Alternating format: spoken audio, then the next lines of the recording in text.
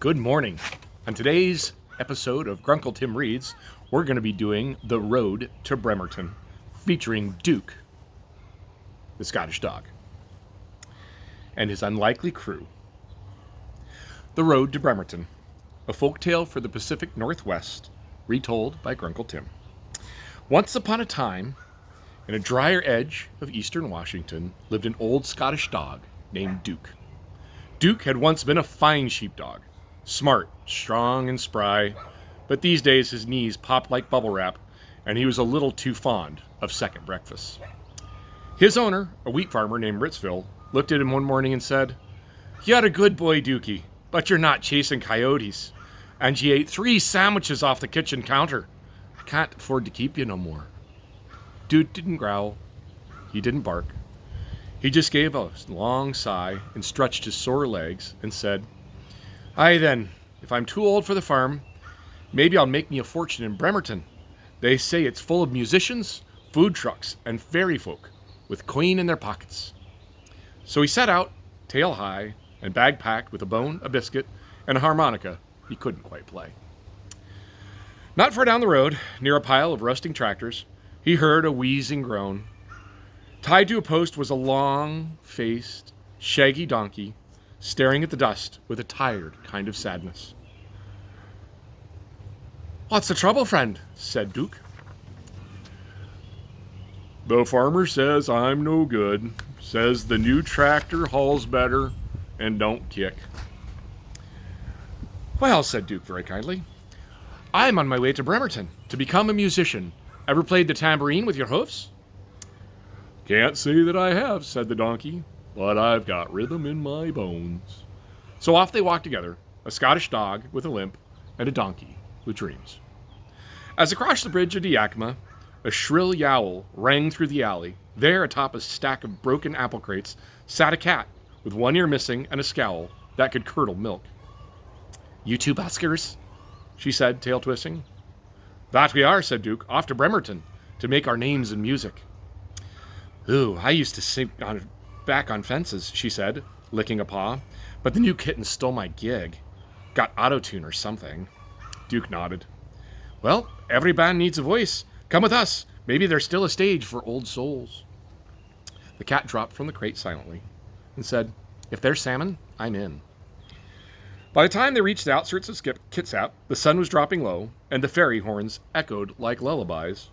In the shadow of a crooked barn, they met a rooster, feathers ruffled, beak chipped, and a voice hoarse from years of sunrise duty. "They bought a solar alarm clock," he muttered. "I've been replaced by the future." "You've got spunk," said Duke. "Join our band. We need someone who can keep time." "Well, I'll come," said the rooster, "but only if I can solo." The four marched on, Duke the dog, Hooves the donkey, Claus the cat, and Crow the rooster. They laughed, they argued, they practiced. Terribly.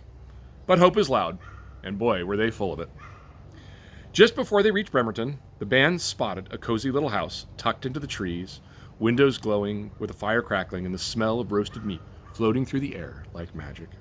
They crept close and peeked through the windows. Inside were 3 robbers, grimy boots on the furniture, gravy on their shirts, and money stacked in greasy towers, besides pies, roasts, and a giant bowl of potato salad. "Look at the food," whispered the cat. "And the cash," said the rooster. "We should ask for a wee bit of supper," said Duke. "Maybe we could sing for our supper," the donkey offered. So they took their places.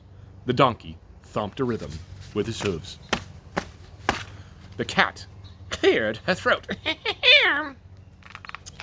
And the rooster stretched his wings. And Duke let out sort of a Scottish growl howl that somewhere came from deep in his ribs. Arr! And then they performed. It was awful. The donkey was offbeat. The cat screeched in 3 notes at once. The rooster crowed like a broken trombone, and Duke's bark echoed like a bagpipe being dropped down a flight of stairs. From inside, the robbers screamed, "The house is haunted! Ghost! Witches! Poltergeist!" And they bolted into the woods, leaving stew bowls spinning and mashed potatoes everywhere. Stunned with the sudden and rather rapid departure of the robbers, the band of 4 peered inside. Duke said, "I'm pretty hungry, and those meat pies look mighty delicious." The cat drooled in notice. "Is that fresh-caught salmon?" The rooster croaked and said, "I love potato salad. I want to stick my beak in that." The donkey could have cared less. Outside the back door was a giant field of alfalfa. He was in heaven. With that, the 4 made themselves comfortable in the home and feasted.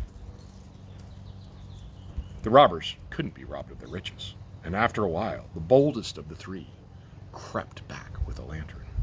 He pushed open the door and peeked inside, and that's when he saw 2 glowing eyes, the cat crouched by the mantel, an ominous, flapping shadow overhead, the rooster on a beam, and the sudden growl and bite of the ankle, Duke, who was descending his sandwiches.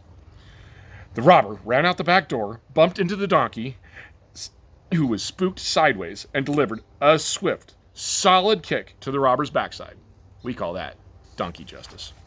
The robber shrieked, tripped over his own boots, and ran screaming into the woods. Later, huddled by a soggy campfire, he told the others, "There were demons in that house. One had eyes like green fire. One shrieked from the ceiling. One bit me leg. And something kicked me in the arse so hard, I saw stars." The robbers decided they preferred camping. Forever. Far, far away. As for our band, they moved right in. The donkey had a pasture out back and a salt lick made from what used to be stolen gold. The rooster built a tower from crates and watched the sunrise like royalty. The cat curled up by the fireplace, full of stew and smugness. And Duke, he finally had a real soft bed, where his bones didn't creak and his heart felt at home. They never made it to Bremerton, but together they found something better. A band, a house, and the best gig of all, friends, food, and freedom. Have a wonderful day. Duke says hi. Cheers.